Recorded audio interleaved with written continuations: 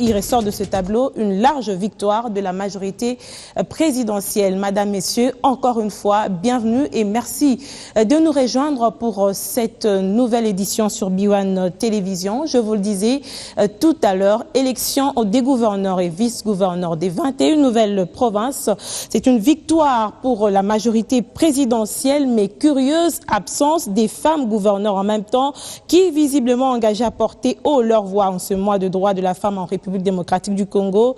Qu'à cela ne tienne, quelques-unes ont été élues au poste de vice-gouverneur. Cas de Marie-Josée Ifoko, élue avec 17 voix sur 18 dans la province de la Tchapa, dans la province de l'Équateur. Des surprises quand même, Jean-Claude Baïndé est tombé face à Tony Bolamba, candidat indépendant. Goïka Sanji est élu premier gouverneur du Kasaï oriental. Il a exprimé sa satisfaction à l'issue de ces élections. En obtenant 24 voix sur les 24 votants, Alphonse Goïka Sanji n'a laissé aucune chance à son challenger, Balibanga Sambuka, à l'élection des gouverneurs de la province du Kasaï oriental ce samedi 26 mars 2016. À la résidence du candidat de la majorité présidentielle, une joie immense a gagné tous les proches de l'ancien commissaire spécial du gouvernement à l'annonce des résultats provisoires dans les médias du Kasaï oriental. Goïka Sanji pense que cette élection était un grand test pour la MP au Kasaï oriental.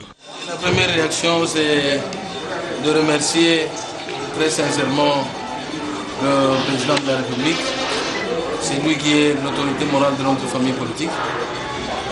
La majorité présidentielle étant la machine électorale, il vient de prouver que ici au Kasaï oriental, c'est la majorité présidentielle d'abord. Quand on parle de la majorité présidentielle, nous voyons d'abord son autorité morale, son excellence Joseph Kabila Kabange, qui prouve à suffisance qu'il est populaire dans notre province. Ensuite, nous sommes toujours un gouverneur de consensus.